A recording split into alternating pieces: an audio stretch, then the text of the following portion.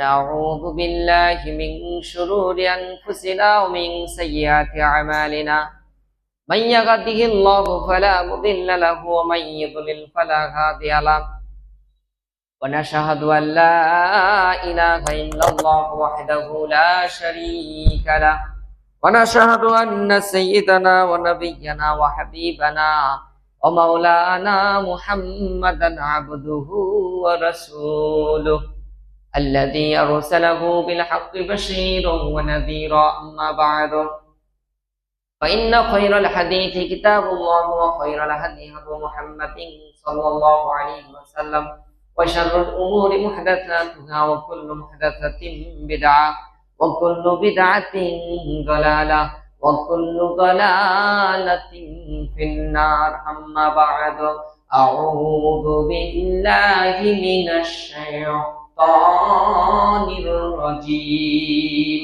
بسم الله الرحمن الرحيم. ولا تقتلوا أنفسكم إن الله كان بكم رحيما. আলহামদুলিল্লাহ,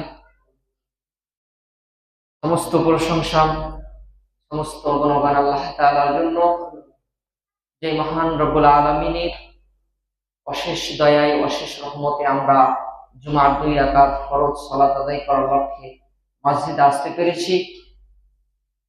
যে মহান স্রষ্টা আপনাকে আমাকে আমাদেরকে কবুল করেছেন, সেই মহান স্রষ্টার প্রতি শুকরিয়া আদায় করছি, সকলে করছি আলহামদুলিল্লাহ। তারপরে তার যে হাবিব, সর্বকালের সর্বযুগের সর্বশ্রেষ্ঠ মহামানব, বিশ্বের মানবতার শান্তির দূত, বিশ্বের বিশ্বস্ত বন্ধু বিশ্বনবী হযরত মুহাম্মদুর রাসূলুল্লাহ, আমরা সকলে করছি সাল্লাল্লাহু আলাইহি ওয়াসাল্লাম। সম্মানিত উপস্থিতি, আজকে আমরা আলোচনা করার চেষ্টা করব আত্মহত্যা কি। আত্মহত্যা মানুষ কেন করে, আত্মহত্যা করলে এর পরিণতি কি, আত্মহত্যার ব্যাপারে ইসলাম কি বলে, এই বিষয়গুলির উপর আমরা সংক্ষিপ্ত সময়ে বিস্তারিতভাবে কোরআন এবং সহিহ হাদিস থেকে জানার চেষ্টা করব ইনশাআল্লাহ। ওয়া তাওফীকি ইল্লা বিল্লাহ। সম্মানিত উপস্থিতি, আত্মহত্যা সংজ্ঞা আমরা সবাই জানি। আত্মহত্যা হচ্ছে যে মানুষ, যে প্রাণী নিজেই নিজের জীবনকে শেষ করে দেয়, ঠিক না? নিজেই নিজের জীবনকে হত্যা করে ফেলে, ধ্বংস করে দেয়, শেষ করে দেয়, সেটা কি বলা হয়? আত্মহত্যা। আত্মহত্যা মানুষ কেন করে, কিসের জন্য করে, এটার অনেক কারণ। কোন একটা ঘটনাকে কেন্দ্র করে যে আত্মহত্যা করে, বিষয়টা মোটে এমন না। এটার একাধিক কারণ থাকতে পারে, অসংখ্য কারণ থাকতে পারে। যেমন মানুষ মানসিকভাবে আবেগগত কারণে আত্মহত্যা করে থাকে। হতাশা বিষণ্ণতার কারণে মানুষ আত্মহত্যা করে থাকে। মানুষ দীর্ঘ সময় ধরে যখন অনেক কষ্টের ভিতরে থাকে, অনেক কষ্টের মধ্যে জীবনযাপন করে, কষ্ট যখন তার কাছে অসহনীয় হয়ে পড়ে, সহ্য করতে পারে না, সইতে পারে না, তখন সে একটা পর্যায়ে আত্মহত্যার মতো ঘৃণিত সিদ্ধান্তে পৌঁছে যায়। অনেক মানুষ আছেন, দেখবেন বিপদের পর বিপদ, বিপদের পর বিপদ, বিপদের পর বিপদ, একটা বিপদ কাটলে আর একটা বিপদ, তখন সে একটা পর্যায়ে বিরক্ত হয়ে যায়। দেখা যাচ্ছে একটা ছেলে বিসিএস এর প্রস্তুতি নিয়েছে, ভাইবা দিয়ে ফেল, আবার ভাইবা দিচ্ছে, আবার ফেল, তখন সে আত্মহত্যার পথ বেছে নেয়। কিন্তু এটা তার ভুল ধারণা। তার দেখা যাচ্ছে আরো 5 বছর সময় আছে, এই জন্য চিন্তা করে যে আর একটা অভিজ্ঞতা পাবো, কিন্তু সে ধৈর্য হারা হয়ে যায়। কেউ কাউকে কষ্ট দিয়েছে, রাগিয়েছে, সে কষ্ট পেয়েছে, সে রাগটাকে কন্ট্রোল না করে তাৎক্ষণিকভাবে সে আত্মহত্যার সিদ্ধান্ত। এই জন্য একটা হাদিসও এসেছে যে লাইসা শাদীদু বিসুরআতি ইন্নামা শাদীদুল্লাযী ইয়ামলিকু নাফসাহু ইনদাল mother. The strong person is not the one who wins in hostility, rather the strong person is the one who can control himself at the time of anger. এটাকে বলা হয় যে যে ব্যক্তি রাগের সময় নিজেকে সংযত রাখতে পারলো সেই ব্যক্তি হচ্ছে প্রকৃত যোদ্ধা। সুবহানাল্লাহ। যে কুস্তিতে জিতলো, রাগারাগি করে একজন আরেকজনকে আঘাত করে ফেললো, সে প্রকৃত যোদ্ধা নয়। যে নিজেকে কন্ট্রোল করতে পারলো, ধৈর্য অবলম্বন করতে পারলো, আল্লাহর উপর আস্থা ভরসা রেখে নিজেকে নিয়ন্ত্রণ রাখলো, সেই হচ্ছে প্রকৃত যোদ্ধা। তো বিভিন্ন ভাবে বিভিন্ন কারণে মানুষ কি আত্মহত্যার পথ বেছে নেয়। পারিবারিক সমস্যা বলেন, অর্থনৈতিক সমস্যা বলেন, কোনো কিছুতে ব্যর্থ, এভাবে আত্মহত্যা করে। দেখা যাচ্ছে একটা ছেলে কোনো মেয়েকে ভালোবেসেছে, পছন্দ হয়েছে, প্রস্তাব দিয়েছে, তার ফ্যামিলি তাকে মেনে নেয়, তখন কি করছে? সে আত্মহত্যার পথ বেছে নিচ্ছে। কিন্তু ইউর ডিসিশন ইজ 100% রং। আপনার সিদ্ধান্ত, এই যে আত্মহত্যা আপনি করলেন, আত্মহত্যার পথ আপনি বেছে নিলেন, এটাই কি সকল সমস্যার সমাধান? বরঞ্চ আপনি এই আত্মহত্যা করার কারণে ইহকালও ধ্বংস হলেন, পরকালটাকেও আপনি ধ্বংস করে দিলেন, ঠিক না? তার ভিতরে যে আল্লাহ রাগ দিয়েছেন, জেদ দিয়েছেন, ক্ষোভ দিয়েছেন, সেই রাগ, সেই জেদ সে যদি হালাল ভাবে, হালাল প্রসেসে, সঠিক পদ্ধতিতে ব্যবহার করে আঘাত হতো, সেই ছেলেটাই সর্বোচ্চ সফলতার জায়গায়। এরকম ইতিহাসের পাতায় অনেক এক্সাম্পল আছে যে সে চেয়েছে যাকে পায়নি, দেয়নি, অথচ যার সাথে দিয়েছে সে মাদকের সাথে, টেন্ডারবাজের সাথে জড়িত, সন্ত্রাসী কর্মকাণ্ড করে। আর সেই ছেলেটাই এমন ভাবে নিজেকে তৈরি করেছে যে ক্যাডারে পরিণত হয়েছে।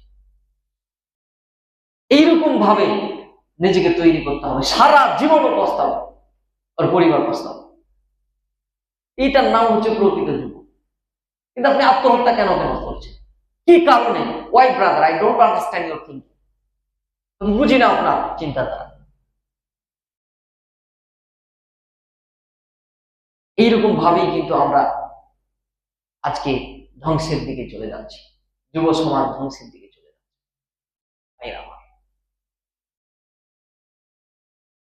এই আত্মহত্যায় আমাদের সকল সমস্যার সমাধান দিতে পারে না, এটা আমাদেরকে মনে রাখতে হবে।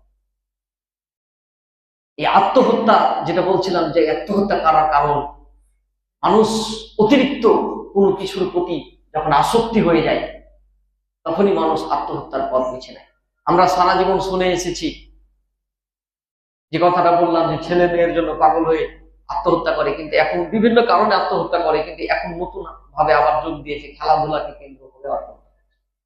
নাউজুবিল্লাহ বলেন। মানুষ এটার প্রতি এতটাই আসক্তি, এই ভাইরাসে এমন ভাবে আসক্তি হয়ে পড়েছে, জড়িয়ে পড়েছে, এতটাই তাদের প্রতি ভালোবাসা, তীব্র আকর্ষণে আকর্ষিত টান, যেই মোহে পড়ে, যে টানে, অতিরিক্ত আসক্তিতে তার দল যখন হেরে যায়, তখন সে নিজের জীবনটা দিয়ে। এই যে ব্রাজিল হারলো, আমরা দেখলাম, এই হারাকে কেন্দ্র করে প্রায় 21 জন মতো, আরো অনেক আছে হয়তো, জীবন দিয়েছে। এটার কোনো ভিত্তি আছে? এটার কোনো যুক্তি আছে যেটার জন্য ওকে জীবন দিতে হবে? এখন আপনি চিন্তা করেন যে কতটা আসক্তি হলে, কতটা ওটার প্রতি টান থাকলে, ভালোবাসা থাকলে, মহব্বত থাকলে সে নিজের জীবন পর্যন্ত দিয়ে দেয়। অথচ ওই ছেলেটাকে যদি অফার দেওয়া হতো যে তোমাকে গোটা পৃথিবী দেওয়া হবে, শুধু তোমাকে জীবন দিতে হবে, তোমার জীবনটা আমি চাই, তো বলবো না, আমার পৃথিবীর দরকার না, আমার জীবনটা দরকার, ঠিক কিনা? কিন্তু কত আসক্তি সে হেরে গেল, তার দল হেরে গেল, তো মনে করলো ওইও হেরে গেল, হেরে গেল, তার কোনো দিন জিতবে না। আরে ভাই, আপনি তো চিন্তা করতে পারেন, এবার জিতেন, সামনে জিতবে, এভাবেও তো নিজেকে সান্ত্বনা দিতে পারে। সে তার ছেলে মেয়ে, স্ত্রী, সন্তান পিতা মাতা কারো কথা চিন্তা করে না। একটা পুরুষের যে দায়িত্ব, তার উপর যে তার গোটা ফ্যামিলি নির্ভর করে, সে একবারও ভাবলো না। একটা 3 মাসের বাচ্চাকে রেখেছে, কি করলো? সুসাইড করলো। এই খেলাধুলার প্রতি এত আমরা আসক্তি। আবার যে আর্জেন্টিনার খেলা হলো, সেদিন তখন কি আমি একদিনও কিন্তু খেলা দেখিনি, আমি খালি খোঁজ নিয়েছি কে জিতেছে। কারণ একাধিক তো টান থাকবে, আপনাদের যেমন আছে। ইসলাম এটাকে সম্পূর্ণ এই জন্যই তো হারাম করেছে। তো দেখলাম এই যে রিলস গুলো আছে, মাঝে মধ্যে অল্প একটু সময় দিয়েছি, ওর ভিতরে এগুলো দেখছি যে আল্লাহ তোমার কাছে আর কিছু চাই না মাহমুদ, আল্লাহ তুমি আমার মনের আশা পূরণ করো। এমন কান্নাকাটি আর দোয়া করছে যে আল্লাহ একটা গুণ দাও, আল্লাহ আরেকটা গুণ দাও, আর জীবনে আমি আর চাবো না তোমার কাছে, আমার আর কিছুই চাওয়ার নাই। ওর এটাই চাওয়া, আর এটাই আশা, এটাই আকাঙ্ক্ষা। এমন ভাবে দোয়া করছে, এমন কান্নাকাটি করছে, এত কান্নাকাটি যে তার আশেপাশে 2-4 জন ওকে গেঞ্জি খুলে বাতাস করছে, মাথা লাগছে। হারলে নিশ্চিত মারা যেত, সুসাইড করতো। ও বলছে তাও যে আমি মরে যাবো। আপনি চিন্তা করেন কতটা আসক্তি। ও দুনিয়াতেই বাঁচবে না। এত আসক্তি, এরকম কি টান আকর্ষণ আমাদের হওয়া উচিত বলেন তো? কথা বলেন। যারা এই যে এরকম ভাবে কান্নাকাটি করছে, দোয়া করছে, এমন দোয়া, এমন কান্নাকাটি যে ওই সারা জীবনে এরকম দোয়া করেনি। এমনকি আমি একটা জিনিস চিন্তা করলাম যে একটা মেয়ের যেমন ওই সন্তান রেখে, 2টা ছোট ছোট বাচ্চা রেখে হাজবেন্ড মারা গেলে যেভাবে কান্নাকাটি করে, তার চাইতেও বেশি। এত কান্নাকাটি করে তার লাভ কি? যে ছেলেগুলো মারা গেল, যে যুবক যুবতীরা মারা গেল, তাদেরকে ওরা খোঁজ নিয়েছে? এটাকে চিনে? কথা বলেন, এটাকে চিনে? ওদের জয়ে এরা পিকনিক করছে, চিনে?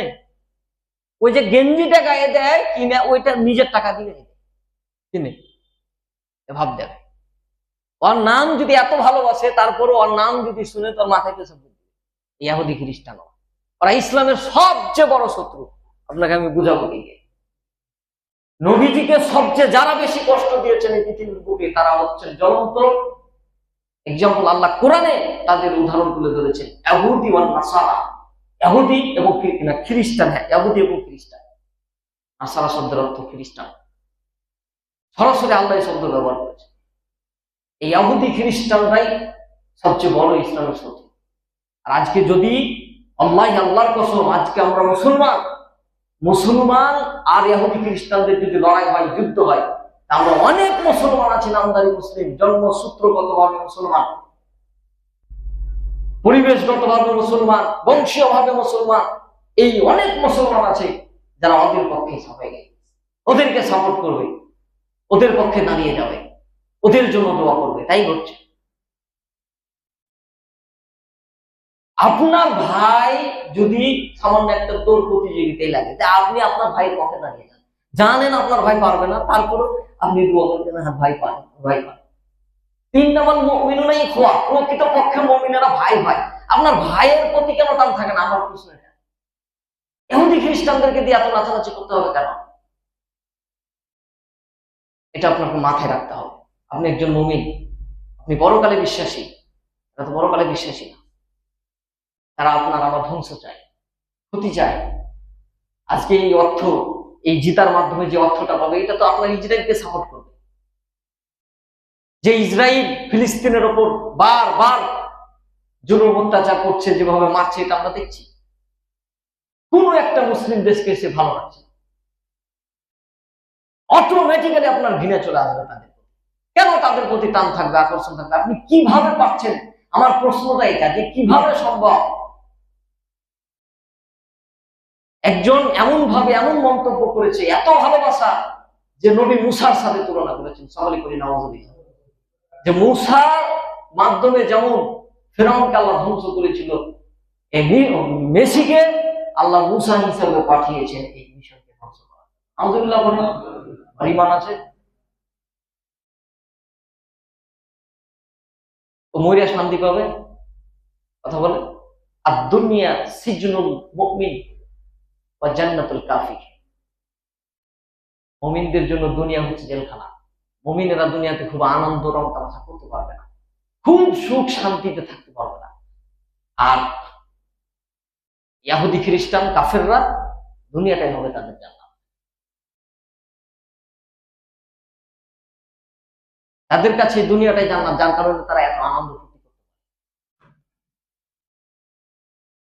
মানে তো উপস্থিতি, যে কথা বলছিলাম যে এর প্রতি আসক্তি হয়ে আমরা কি করলাম, আমরা নবী মুসার সাথে তুলনা করে ফেললাম। অথচ নবী মুসা বলেন পৃথিবীতে যত নবী এসেছেন সেই নবীদেরকে আমাদেরকে জীবনের চেয়ে বেশি ভালোবাসতে হবে। প্রিয় নবীকে আমাদেরকে জীবনের চেয়ে বেশি ভালোবাসতে হবে। এই সমস্ত যুবকদের সামনে যদি নবীদের বিরুদ্ধে কোনো কথা বলা হয় তো সেই যুবকের রাগ হয় না, ক্ষোভ হয় না। অথচ যদি মেসির বিরুদ্ধে, নেইমারের বিরুদ্ধে কোনো একটা কথা বলা হয়, ওনার রাগ হয়ে যায়, উনি আপনার সাথে কথা বলা বন্ধ করে দেবে, কথা বলা বন্ধ করবে, এমনকি তর্ক বিতর্ক যদি আপনাকে হত্যা পর্যন্ত করবে। তাই ঘটছে, এরকমই করছে। এই জন্য ভাইরা আমরা হাদিসের দিকে যাই। রাসূলুল্লাহ সাল্লাল্লাহু আলাইহি ওয়াসাল্লাম এই জন্য আপনাকে আমাকে দুনিয়ার প্রতি আসক্তি হতে নিষেধ করেছেন, এবং দুনিয়ার মানুষের যা আছে, যে গুণ আছে, সেই গুণের প্রতিও আসক্তি হতে নিষেধ করেছে। এটি ইবনে মাজাহ শরীফের 41 নম্বর হাদিস, যে তোমরা দুনিয়ার প্রতি আসক্তি হয়েও না, অতিরিক্ত আসক্তি হয়েও না। তোমরা দুনিয়ার মানুষের ওপর যে আল্লাহ যে গুণ দিয়েছেন, কারো কণ্ঠ সুন্দর করেছেন, কারো চেহারা সুন্দর করেছেন, কারো লেখা সুন্দর করেছেন, কারো পড়াশোনা সুন্দর করেছেন, এক একজনকে এক এক রকম গুণে গুণান্বিত করেছে, এগুলো দেখে, কারো খেলাধুলা সুন্দর করেছেন, এগুলো দেখে তোমরা আকর্ষিত হয়েও না। এই হাদিসের উপর যদি আমরা আমল করতাম তাহলে ওদের প্রতি আমাদের এত ভালোবাসা থাকতো। সম্মানিত দিনী ভাইরা আমার, কিন্তু আমরা হাদিসকে তো মানি না, হাদিস জাস্ট শুনি, শ্রবণ করি, এইটুকুই, কিন্তু হাদিসের উপর আমল করি না। নবীজির এই হাদিসকে যদি আমরা গ্রহণ করতাম তাহলে আজকে আমরা তাদের প্রতি এইরকম আসক্তি হয়ে নিজের জীবনকে ধ্বংসের দিকে ঠেলে দিতাম না। ভাইরা আমার, যারা আজকে তাদেরকে ভালোবেসে তাদের প্রতি আসক্তি হয়ে এইরকম কাজ করছে, তাদের পরিণতি অনেক ভয়ানক। যেমন দেখেন, তাদের পরিণতি সম্পর্কে রাসূলুল্লাহ সাল্লাল্লাহু আলাইহি ওয়াসাল্লামের স্পষ্ট হাদিস, বুখারী শরীফের 3463 নম্বর হাদিস। নবীজি সাল্লাল্লাহু আলাইহি ওয়াসাল্লাম বলেন, এক ব্যক্তি আহত হয়ে কষ্ট সহ্য করতে না পেরে সে নিজেই নিজের হাত কেটে কেটে সে নিজের প্রাণ নষ্ট করে দিল, আত্মহত্যা করলো, নিজেকে ধ্বংস করলো। তখন আল্লাহ তাআলা রব্বুল আলামিন বললেন যে আমার বান্দা নিজের প্রাণের ব্যাপারে নিজেই তাড়াহুড়া করছে, তাই আমি তার জন্য জান্নাতকে কি করে দিলাম, হারাম করে দিলাম। নাউজুবিল্লাহ বলেন। এটা স্পষ্ট সহিহ হাদিস, সহিহ বুখারীর 4363 নম্বর হাদিস, যে যারা কি করে আসক্তি হয়ে অতিরিক্ত মোহে পড়ে কোনো কিছুকে কেন্দ্র করে যখন সে নিজের জীবন দিয়ে দেয়, আত্মহত্যা করে, তার জন্য কি হয়ে যায়, জান্নাত হারাম হয়ে যায়। জান্নাত হারাম হয়ে যাবে, জান্নাত থেকে বঞ্চিত হবে, মানে কি জাহান্নামে যাবে, এই কথা যদি চিন্তা করে তাহলে ও আত্মহত্যা করবে। আবার আমরা অনেকে এরকম ভুল মন্তব্য করে থাকি, যদিও আমার প্রিয় ভাই, হয়তো আমাদের এরকম অনেকের জানা নাই সেরকম ধর্মীয় জ্ঞান, বা হয়তো সেরকম ভাবে আমরা ভাবি না, যার কারণে এই কথাও বলে থাকি যেগুলো আমাদের সব ভাগ্যের ফল, ভাগ্যে লেখা আছে। সবকিছুই আপনি ভাগ্যের উপর ছেড়ে দিয়েন না। একটা মানুষ যে আত্মহত্যা করছে এটা তার নিজের কর্মের ফল। যদি সবই ভাগ্যের উপরই থাকতো তাহলে পৃথিবীর বুকে যত লুচ্চা, বাটপার, বদমাইশ, শয়তান যত রয়েছে, যত প্রকারের চাঁদাবাজি বলেন, সন্ত্রাসী কর্মকাণ্ড, হত্যা, খুন, গুম, জেনা, ব্যভিচার, লুচ্চামি, যত খারাপ কাজ আছে করে, এরকম লোক তো আছে। এই লোকগুলা কিয়ামতের দিন সরাসরি আল্লাহকে বলবে সব আমার ভাগ্যে ছিল। তুমি ভাগ্যে নির্ধারণ করে দিয়েছিলে, আমি করতে চাইনি, ভাগ্যে ছিল বলি করেছিল, আমি তো এটার জন্য শাস্তি পাওয়ার অধিকার রাখি না। সরাসরি এ কথা লাগবে। ভাগ্যে সবকিছু থাকে না, ভাগ্য মানুষ পরিবর্তন করতে পারে। মানুষকে আল্লাহ নিজের কর্ম করার ক্ষমতা, ভালো এবং মন্দ করার ক্ষমতা, শক্তি আল্লাহ দিয়েছেন, এখতিয়ার দিয়েছেন বলেই কিন্তু জান্নাতের পাশাপাশি কি জাহান্নামও সৃষ্টি করেছেন। ও চাইলে ভালো করতে পারবে, ও চাইলে কি খারাপ করতে পারবে। এখন যে আত্মহত্যা করলো, সেটা আমরা যার ছেলে বা যার মেয়ে বা যার আত্মীয় আত্মহত্যা করে, সে কিন্তু একটা পরে যে এটা বলে এর ভাগ্যে ছিল, তাহলে কেন করবে, নিজেকে হয়তো সান্ত্বনা দেয়, কিন্তু তার এটা কর্মের ফসল। নবীজির আর একটা হাদিস, কেউ যদি আত্মহত্যা করে, যে জিনিস দিয়ে, সহিহ বুখারী 5778 নম্বর হাদিস, যে এক ব্যক্তি পাহাড় থেকে যদি পড়ে আত্মহত্যা করে, তো জাহান্নামে সে ওই পাহাড় থেকেই পড়তে থাকবে। কোন ব্যক্তি যদি বিষ খেয়ে আত্মহত্যা করে, তো ওই জাহান্নামে সারা জীবন বিষই খেতে থাকবে। কোন ব্যক্তি যদি লোহা বা কোন অস্ত্র দ্বারা আত্মহত্যা করে, তো ওই নিজেকে ওই লোহা বা অস্ত্র দ্বারাই আঘাত করতে করতে ওই আত্মহত্যা করতে থাকে। আলহামদুলিল্লাহ বলে, এটাই তার শাস্তি। মান কাতালা নাফসাহু বিশাইইন উযযিবা বিহি ফি নারি জাহান্নাম। সহিহ বুখারী 6047 নম্বর হাদিস। যে জিনিস দ্বারা যে আত্মহত্যা করলো, সেই জিনিস দ্বারাই আল্লাহ তাকে কি করবে, জাহান্নামে শাস্তি দিবে। এত এত শাস্তির কথা বলা হয়েছে, কঠোর ভাবে আত্মহত্যাকে আল্লাহ তাআলা নিষেধ করেছে। একটা মানুষের প্রাণ, অন্য একটা হাদিসে এসেছে যে যদি গোটা পৃথিবী ধ্বংস হয়ে যায়, তাও আল্লাহর কাছে পৃথিবী অত মূল্য নয় যতটা মূল্য একজন মুমিনের প্রাণ। সকলে বলি সুবহানাল্লাহ।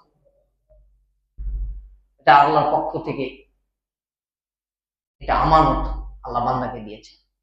এই আমানত বান্দাকে রক্ষা করতে হবে, সেখানে সে কি করছে, নষ্ট করছে।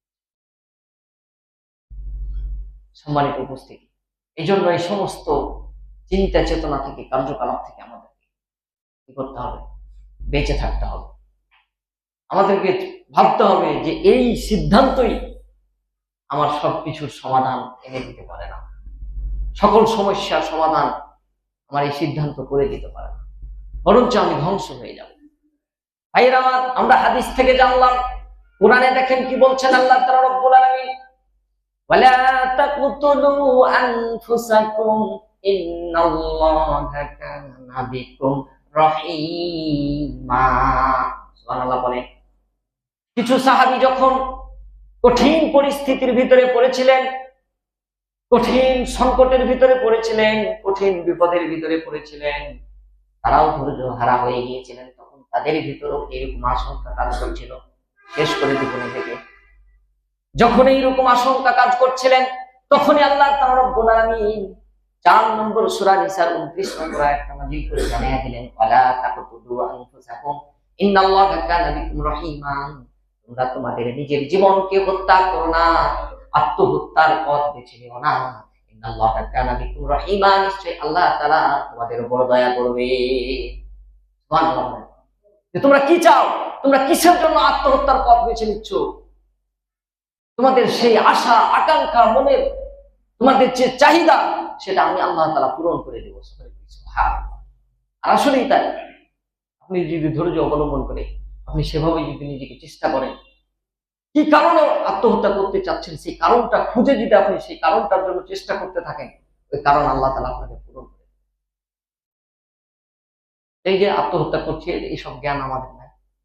যেমন আমি নিজের ব্যক্তিগত আপনাকে গ্যারান্টেড দিতে পারি, সিদ্ধান্ত, যে জীবনে কোনোদিন বেঁচে থাকতে কোনোদিন এরকম সিদ্ধান্ত নেব না যে আত্মহত্যা করব। যেটার জন্য এই সিদ্ধান্তে চিন্তা ভাবনা করবো, সেটাকে প্রস্তুতি নেব, ওকে তিলে তিলে কষ্ট দিতে পারবো। বেঁচে থাকার নাম যুদ্ধ করে নামই মানে কি, আপনি সফল। এই সফলতা দিয়ে আপনার কি, সে কষ্ট পাবে। আপনি পেয়ে যতটা আনন্দ না পেতেন, আপনার ওই সফলতাতে তার চেয়ে বেশি আনন্দ। সামান্যটুকু ইসলামিক জ্ঞান আছে, এই জন্য তো এই কথা বলতে পারছি। কখনোই নিব না, ইনশাআল্লাহ, চ্যালেঞ্জ। এবং আমি দেখেছি অনেক আলেম ওলামাকে দেখেছি এ বিষয়ে অটুট। সাধারণত আলেম ওলামাকে দেখবেন, খেয়াল করে আপনি আজকের আলোচনার পর দেখবেন যে এই সুসাইড নামক এই সিদ্ধান্তে ওনারা খুব কম যায়। আমি দেখিনি, খুবই কম। কিন্তু অন্যান্য ডিপার্টমেন্টে দেখবেন খুব তাড়াতাড়ি হয়ে যাবে, না আর বাঁচবে না, ও বাঁচতে চায় না, মনে করছে সব সময় শেষ মতানে। কিন্তু তোমার মুসলমান হয়ে লাভ হলো না, কি লাভ করবেন? সম্মানিত উপস্থিতি, এখানে আমি একটা জিনিসই বুঝাতে চাচ্ছি যে আত্মহত্যা খুবই ডেঞ্জারাস, খুবই ভয়ঙ্কর। এটা আমাদের ক্ষতি ছাড়া ভালো কিছু এনে দিতে পারে না। সুতরাং যারা এরকম সিদ্ধান্তে যান তাদেরকে অনুরোধ করবো, রিকোয়েস্ট থাকবে আমার পক্ষ থেকে, এরকম সিদ্ধান্ত কখনো নেবেন না। আল্লাহ তুমি আমাদের সকলকে সঠিক বুঝ দান করো, সকলে করি আমিন। আল্লাহ তুমি আমাদের সকলকে সুস্থ রাখো, সুন্দর রাখো, ইমানের সাথে রাখো, সকলে করি আমিন। এই আলোচনা আমি সহ আমার মুসল্লি আমরা সকলেই যাতে আমলে পরিণত করতে পারি, আল্লাহ তুমি আমাদের সকলকেই তৌফিক দান করো, সকলে করি আমিন। আমাদের প্রিয় ভাই একজন সাইফুল্লাহ নাকি সাইফুল ভাই, সাইফুল নাম, তো এই মসজিদটাকে উনি রং করে দিয়েছেন। আমরা জানি একটা হাদিস যে মানুষ মরে গেলে 3 শ্রেণীর লোকের আমলনামা বন্ধ হয় না, কিন্তু সবার আমলনামা বন্ধ হয়, তার ভিতরে একটা দান। আমরা চেষ্টা করব, তো ভাই যেহেতু করেছেন সুতরাং সেদিক দিয়ে আমাদের পক্ষ থেকে অন্তর থেকে তেনার জন্য দোয়া থাকবে, আল্লাহ যেন তেনার মনের আশা আকাঙ্ক্ষা পূরণ করে, তেনাকে সুস্থ রাখে, সুন্দর রাখে, ইমানের সাথে রাখে, সকলে করি আমিন। আর এরকম চিন্তা ভাবনা আমরাও রাখবো যাতে আমরাও মসজিদ মাদ্রাসা বিভিন্ন সেক্টরে যাতে দান খয়রাত করতে পারি। আর আরেকজন ভাই মিষ্টি আমাদেরকে দিয়েছেন, তো উনি আপনার এই যে রংপুর মেডিকেল অ্যাসিস্ট্যান্ট অফিসার হিসেবে বা অ্যাসিস্ট্যান্ট ডাক্তার হিসেবে চান্স হয়েছে, সুযোগ হয়েছে, তো আল্লাহ যেন তেনার মনের আশাটাকে পরিপূর্ণভাবে পূরণ করে এবং ভালো রাখে, সুস্থ রাখে, সহায় করে আমি। আর ইমান ইসলাম গ্রহণ করারও যেন আল্লাহ ওনার মন চিন্তা চেতনা তার ভিতরে জাগ্রত করে, সকলে করি আমি। তো যাই হোক, সম্মানিত উপস্থিতি, আমি সংক্ষিপ্ত সময়ে বোঝানোর চেষ্টা করেছি বিস্তারিত ভাবে। তো আমরা যদি একটু আগে ভাগে আসি তাহলে আমাদের খুব ভালো হয়, কারণ অন্যান্য মসজিদে কিন্তু এতক্ষণ জামাত হয়ে গেছে, মুসল্লি আসছে না, আসছে। আর এটা যেহেতু এইভাবে শেষ হয়, এই জন্য আজকে ওইভাবে শেষ করলাম, আস্তে আস্তে কিন্তু আমি তাড়াতাড়ি শেষ করার চেষ্টায় থাকবো। এই জন্য আমরা স্লোলি না করে আমরা একটু কুইকলি আসার চেষ্টা করব তাড়াতাড়ি, যেহেতু জুম্মার দিন, সপ্তাহে একটা দিন জুম্মার দিন, সপ্তাহে ঈদ আমাদের, আমরা কেন দেরি করব? যা হোক, এখানে আমার সংক্ষিপ্ত আলোচনা সমাপ্তি ঘটলাম। সুবহানাকাল্লাহুম্মা ওয়া বিহামদিকা আশহাদু আল্লা ইলাহা ইল্লা আনতা আস্তাগফিরুকা ওয়া আতুবু ইলাইক। আসসালামু আলাইকুম ওয়া রাহমাতুল্লাহ।